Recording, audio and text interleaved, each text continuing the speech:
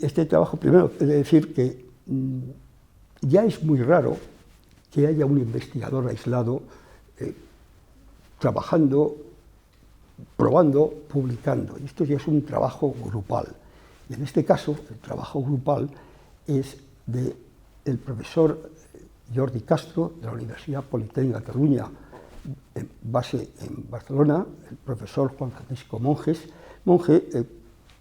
ambos catedráticos. El profesor Monge es de la Universidad Miguel Hernández y yo, pues, de la Universidad Rey Juan Carlos, que ya estoy retirado, pero tengo ese maravilloso título de colaborador honorífico que me permite continuar con mi gente, con la gente de mi departamento y poder tener trabajos grupales como los que estamos comentando. Y estas personas no se repiten una a otra.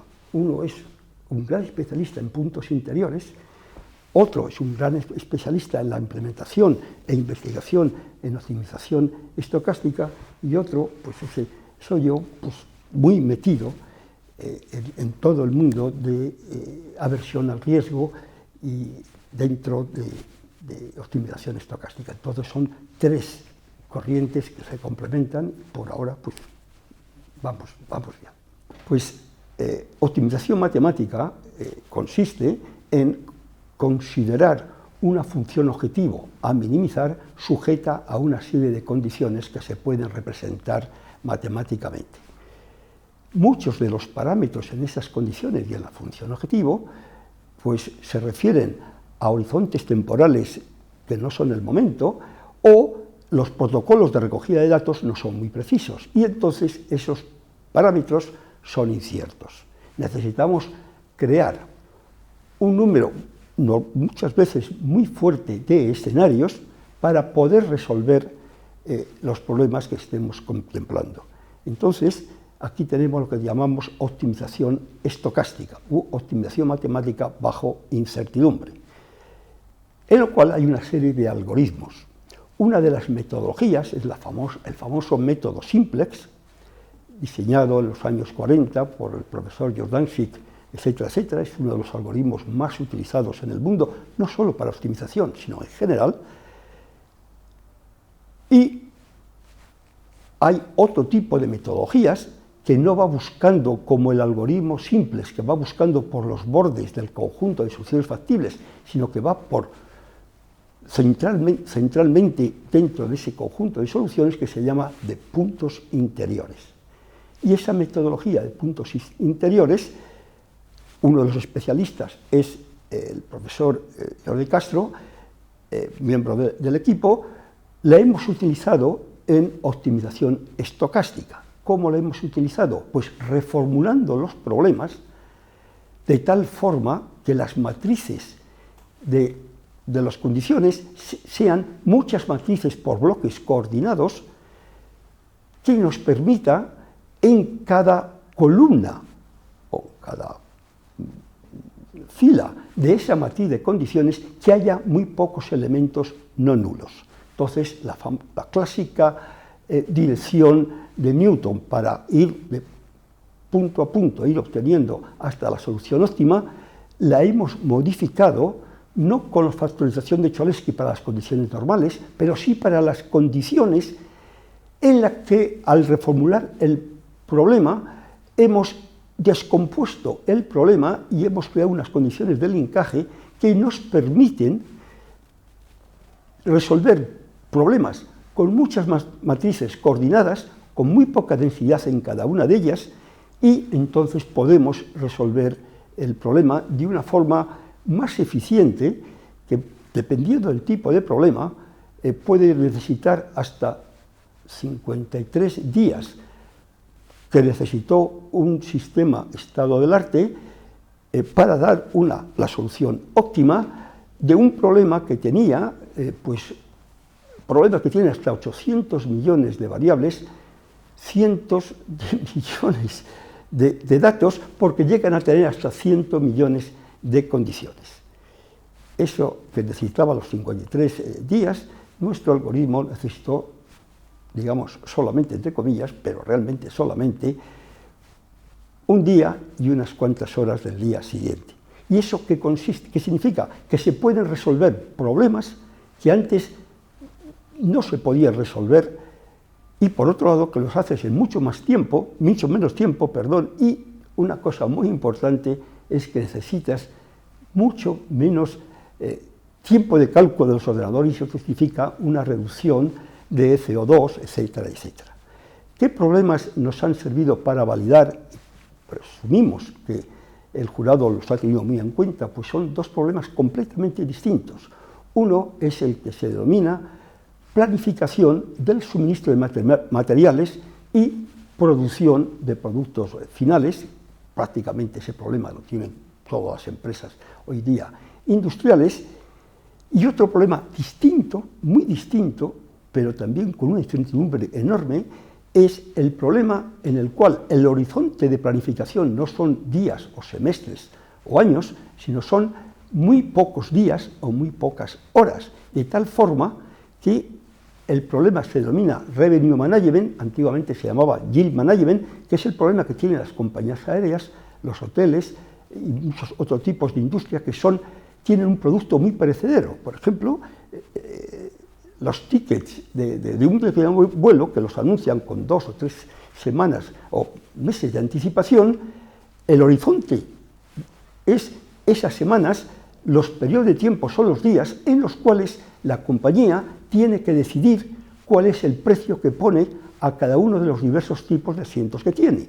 Y ese precio lo van cambiando dependiendo de la oferta, competencia que tienen, dependiendo de la demanda, y ese precio lo van cambiando hasta el último día, que es cuando se efectúa el vuelo, y entonces ahí el horizonte de planificación termina. Y el objetivo, claro, consiste en satisfacer la demanda, pues al mínimo coste o al máximo beneficio que puedan tener. Ese es otro tipo de problema muy conocido que se llama Revenue Management, y el primero, el de suministro de materiales y planificación de la producción, es mucho más enorme que el otro, pero ambos nos han servido para validar el modelo. Entonces, ¿qué utilidad puede tener? Pues la utilidad de que resuelve los problemas enormes, antes quizá no podrías, en un tiempo, vamos a llamarlo prudencial, no en el tema de planificación de oferta de precios, donde el tiempo prudencial tienen que ser minutos y pocos, pero esa es la eficiencia y eso es lo que podría ayudar a la sociedad, la investigación que hemos hecho.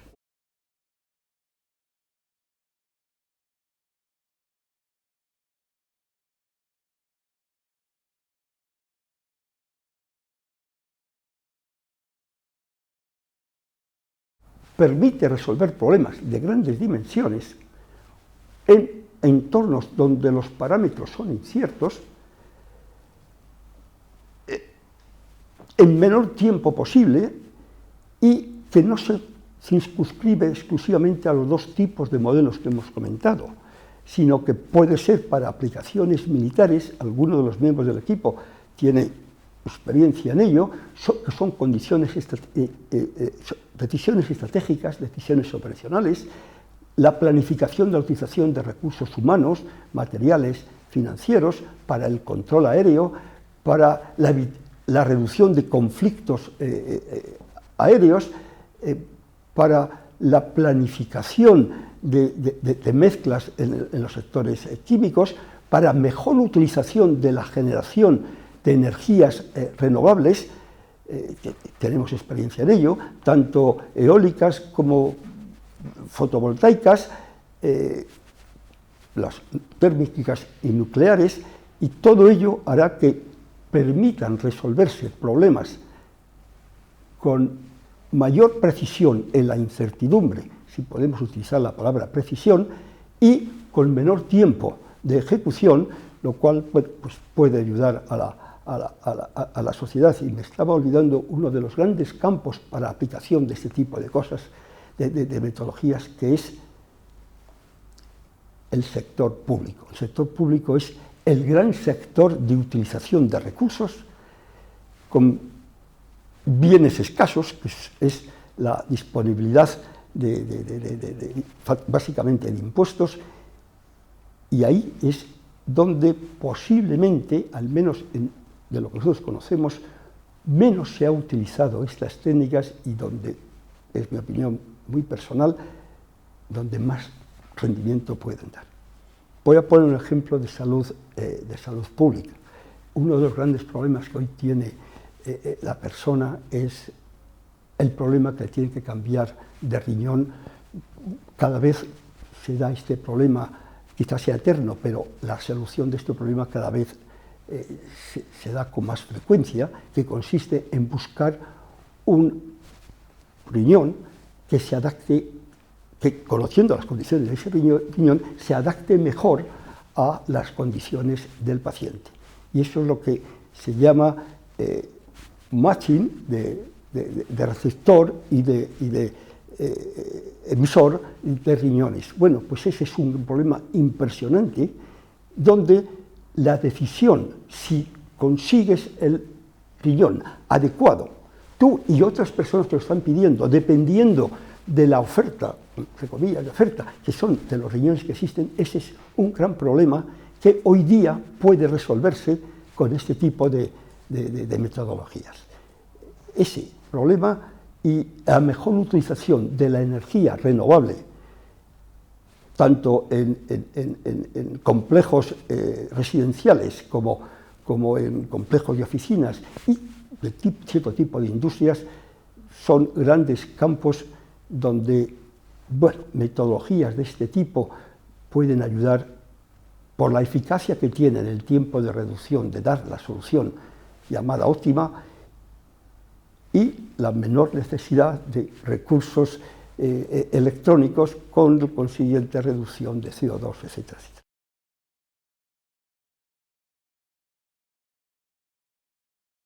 En problemas de enormes dimensiones, la función objetivo puede consistir en minimizar el valor esperado de los costos, maximizar el valor esperado del beneficio, y ahí tienes que considerar obviamente todos los escenarios que tienes a tu disposición. Pero ese valor esperado del óptimo o costo o beneficio considera todos los escenarios, porque tienes que considerarlos. Pero algunos escenarios son los así llamados escenarios negros, el Black Swan. Estos cisnes negros son escenarios que tienen muy poca probabilidad de ocurrir, pero si ocurren y no estás prevenido, la solución que tú has dado considerando esos escenarios y otros puede ser catastrófica. Entonces, las medidas de aversión al riesgo, que ya existen desde hace 20, 25, 30 años, algunas de ellas, como puede ser el Expected Conditional Value at Risk o el Expected Conditional Stochastic Dominance, necesitan tanto tiempo de cálculo para problemas tan enormes que hoy día pues, no se pueden resolver como en principio parece que podría ocurrir, y esos problemas consisten en dar soluciones que, si ocurren esos cisnes negros, esos escenarios dañinos, que no puedes hacer nada más que intentar que la solución que tú ofreces no tenga esos efectos tan desastrosos. Y esa investigación de introducir medidas de aversión al riesgo en problemas de grandes dimensiones no son fácilmente abordables, y ese es uno de los retos actuales que este equipo está teniendo. Otro de los retos es lo que es difícil traducir al español, que se llaman los ambiguity sets. Hoy día tenemos un conjunto de escenarios que hemos generado en combinación con el usuario y resolvemos nuestro problema. Pero es que puede haber otros conjuntos de escenarios que sean modificaciones de los anteriores, que si ocurren, la solución puede ser nefasta porque no los has considerado. Entonces, otro de esos objetivos consiste en utilizar esos ambiguity sets, es decir, utilizar esos nuevos grupos de escenarios para dar una solución más precisa. ¿Cómo se crean esos nuevos grupos de escenarios? Tiene que ser siempre en base a los escenarios que el usuario te ha dado. ¿Y cómo lo hacemos? Pues, o como intentamos hacerlo, pues en base en proyectar los escenarios que te dan en distribuciones probabilísticas, tal que puedes crear nuevos conjuntos de escenarios que te van a evitar que haya soluciones extraordinarias para el conjunto de escenarios que te dio el usuario, pero posiblemente ese conjunto de escenarios no vaya a ocurrir. Y de esta forma te proteges un poco más de esos famosos, de nuevo, cisnes negros. Ese es el segundo gran reto. Y el tercer gran reto es, en la metodología de puntos interiores, introducir la posibilidad de utilizar computación cuántica. Ese es un reto, no para hoy, pero es un reto que no hay muchos investigadores de optimización matemática que no lo tengan en mente, porque nos cambiaría la vida enormemente. ¿Cuándo podremos tener, no prototipos, sino ya ordenadores con la posibilidad de computación cuántica? Pues eso no lo sabemos. Pero ese es el gran reto, porque una vez que tengan esos ordenadores, no hemos logrado demasiado. Bueno, hemos logrado mucho, pero desde el punto de vista de optimización todavía no. Tenemos que reformular muchos de los algoritmos que tenemos para utilizar esas capacidades que nos ofrecen. Y ya el otro reto dentro de la metodología de puntos interiores es utilizar funciones no lineales, utilizar condiciones no lineales, no separables. Es un tema ya bastante técnico, pero que muchos de los problemas que hay pues se suelen linearizar, con lo cual la solución que das es óptima para el modelo que has introducido, pero algunas veces no es tan buena para el problema real que tienes. Y ese es otro reto en el cual prácticamente todo el mundo trabajando en puntos interiores lo tiene en mente.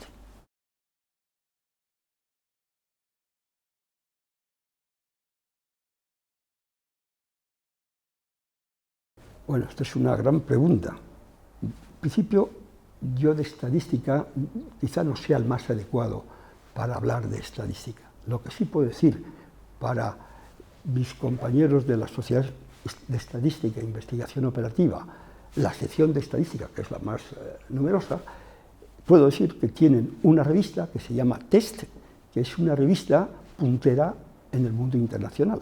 Y esto ya da cierta idea de cuál es el nivel de estadística que tenemos en los investigadores españoles. Por otro lado, pues las citaciones que se hacen de los trabajos de investigadores españoles en estadística, pues ahí están. Pero hay algo muy importante, ¿por qué se llama estadística e investigación operativa? Cuando estadística es una disciplina distinta de investigación operativa, porque se ayudan una a otra. Y optimización estocástica es uno de los ejemplos en los cuales los estadísticos tienen que proporcionar los escenarios, muy difícil, y los investigadores operativos tienen que proporcionar los algoritmos para optimizar los problemas que contienen los escenarios proporcionados por los estadísticos, lo cual significa que los grupos cada vez son más de estadísticos y de investigadores operativos. Entonces, entrando en el tema que a mí me ocupa desde que terminé la carrera en el año 65, es cómo está la investigación operativa en España. La investigación operativa en España comenzó a finales de los años 70, perdón, a finales de los años 60, y el nivel pues era lo que era. Pero desde primeros de los años 80 ha cambiado completamente, y ahora el nivel es bastante alto. Hay un artículo, y perdonen una autocita, que nos pidió con motivo del 50 aniversario de la creación de la Sociedad de Estadística e Investigación Operativa, que nos pidió el boletín. La SEIO tiene dos grandes revistas científicas, una se llama TEST, de estadística, y otra se llama TOP, de investigación operativa, y luego tiene un boletín, en el cual se introducen muchos tipos de aplicaciones, etcétera, etcétera. Bueno, pues los editores de ese boletín, al profesor Marco Antonio López Cerdá y a mí, nos pidieron que hiciéramos un trabajo bibliográfico, bueno, también científico, básicamente bibliográfico de cómo estaba la investigación operativa en España hasta la llegada, bueno, pues hasta 2010, etc. Y pudimos constatar, pero ya directamente ayudándonos de bibliógrafos que nos pusieron a nuestra disposición, que el nivel era bastante alto. Hoy día, y no quiero pasarme de chauvinista ni mucho menos, el nivel es altísimo. Es altísimo. No hay diferencia del nivel de conocimiento e innovación científica que hay en los investigadores operativos en España con lo que hay en nuestros colegas europeos. No hay ninguna diferencia desde el punto de vista de conocimiento e innovación científica. Otro tema es Estados Unidos. Está en otro nivel, son los que son, tienen unos medios que los demás no tenemos, pero se va reduciendo esa diferencia hoy día. Hoy día es muy normal ver en las revistas de investigación operativa encontrar autores españoles. Es muy normal. Yo ayer a la tarde estaba leyendo uno de esos trabajos, precisamente publicados en una revista que se llama Science Optimization, Journal of Science Optimization. Pero todavía, y siento decir eso, todavía la financiación de entidades públicas a la investigación en general, pero entrando en concreto en estadística de investigación operativa, no es muy grande. Y en general tampoco. La nueva ley de ciencia, tecnología e innovación se pone como objetivo, al menos eso es lo que hemos leído, que llegar al 1,25% del PIB en financiación pública y llegar al 3% en financiación pública y privada. Lo que no podemos perder de vista que en estadísticas recientes en la Unión Europea tienen el 2,27% del PIB, los americanos tienen el 3,76% y ya dicen muchas cosas. Me imagino que estos últimos datos son de investigación, financiación privada o pública, pero como a ese tipo de conocimientos se les ayude de una forma directa y a largo plazo, estas diferencias con Estados Unidos obviamente siempre existirán, pero se van a reducir. Pero el mayor problema de todo es que lamentablemente la diferencia abismal, perdón por la palabra abismal, que hay entre la investigación que se hace en España, al menos en estadística e investigación operativa, en comparación con la aplicación que la industria y servicios públicos españoles utiliza esos conocimientos, la diferencia es triste, pero es abismal. Y eso es algo que entre todos tenemos que corregir, porque las aplicaciones están ahí. Yo conozco investigadores españoles que tienen proyectos internacionales en otros países. Y esto es muy triste. Pero es que esa es la realidad. Ya la SEIO está intentando hacer transferencia de estadística e investigación operativa a la industria. SEMA, que es la Sociedad Española de Matemática Aplicada, también. Y hay otra asociación que cada vez es más conocida, que se llama MathIn, Matemática-Industria, a la cual pertenecen prácticamente todas las universidades españolas. Se creó hace 12 años, el presidente actual es el profesor Emilio Carrizosa, y está creada para eso, no para investigar, es para que los grupos de investigadores de la Universidad Española en Estadística e Investigación Operativa hagan transferencia a la industria. ¿Cómo? Dando cursos, haciendo presentaciones, recibiendo presentaciones de las empresas indicando qué es lo que realmente necesitan y cómo se les puede ayudar. El trabajo de estas tres entidades, puede que haya más, pero el trabajo de estas tres entidades, yo pertenezco a ellas, como uno más, claro, es impresionante. ALIO, A-L-I-O, a la cual pertenece Portugal, pertenece a España, y pertenecen los países de Iberoamérica. Y ALIO se llama Asociación Latina Iberoamericana de Investigación Operativa. Es una asociación que se creó a principios de los años 80. El presidente de la asociación en estos momentos es el profesor Antonio Alonso Ayuso, de esta universidad, y está aglutinando la utilización de investigación operativa en los países que la integran y cada vez va a más.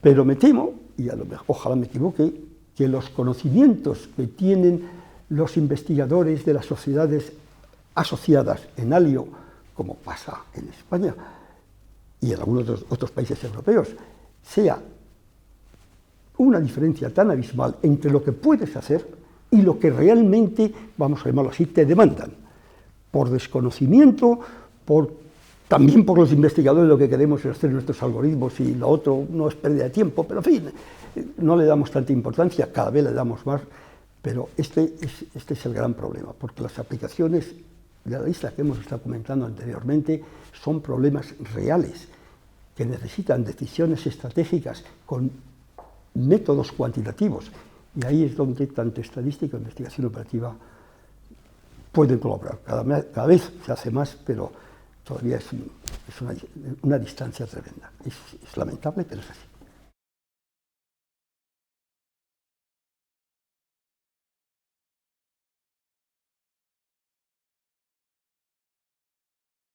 Hay dos preguntas ahí. La primera, o no sé si, o es afirmación, y es el desconocimiento, yo diría casi absoluto, que existe en la sociedad en general, no solo de estadística e investigación operativa, sino incluso del sector mucho más amplio en el cual estamos englobados, que es matemáticas. En muchos sitios todavía piensan, oye, pero si la aritmética ya está hecha, ¿qué estáis haciendo en la universidad? ¿Eso es una broma? Pues el tono es de broma, pero yo creo que muchas veces lo piensan. El desconocimiento es absoluto. Y es muy triste. Pero es así. Se habla mucho de ciencia de datos.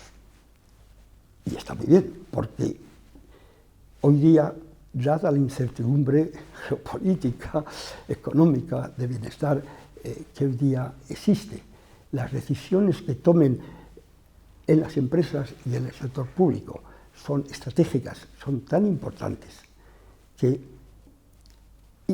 como muchas de ellas están basadas en datos cuantitativos, estadística e investigación operativa, dentro del entorno de ciencias de datos, hoy día son muy importantes, dada el nivel de tecnológico que ya tenemos. Por supuesto que no es fácil, que muchas veces nuestro lenguaje, como otros, es muy técnico y muy alejado del lenguaje que tiene el usuario.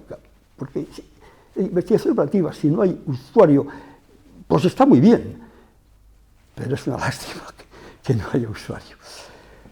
El gran reto, yo creo, hoy día es que la sociedad conozca un poco más de la utilidad que puede tener la impresionante amalgama de datos que hoy día tenemos, que se pueden estructurar y entonces se pueden utilizar. Y la sociedad tiene que pensar que muchas veces algunos de esos resultados no son útiles, otros resultados no son ciertos porque van sesgados, y algo de conocimiento debiera tener para poder distinguir lo que es útil, lo que no es útil, y lo que es falso de lo que no lo es.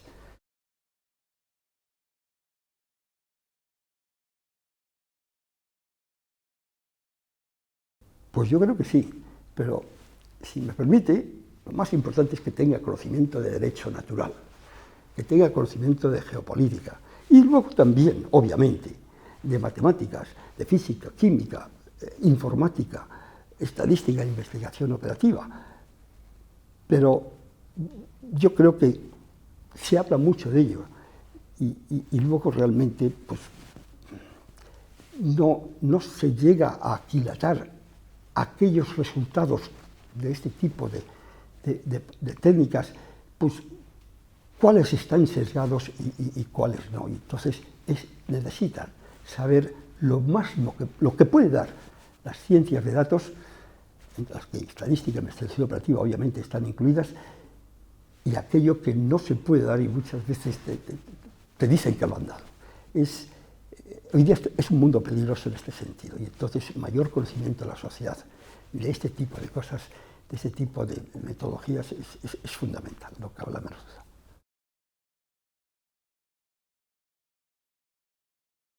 Hay un desconocimiento muy fuerte sobre este tipo de disciplinas. La Fundación del BBVA está haciendo un trabajo impresionante difundiendo de la utilidad de utilizar estas técnicas para la sociedad. Entonces, un premio concedido por un jurado independiente, realmente internacional, independiente de la SEIO y de la Fundación, pues obviamente es un honor. Es un honor para nosotros y además es un acicate. Pues porque este tipo de optimización bajo incertidumbre, con metodologías, puntos interiores, vamos a seguir haciéndolo, intentando abordar algunos de los retos que habíamos comentado. Y entonces me van a permitir que agradezca profundamente al jurado, a la SEIO y a la Fundación el que nos haya concedido este premio, y además de que lo siga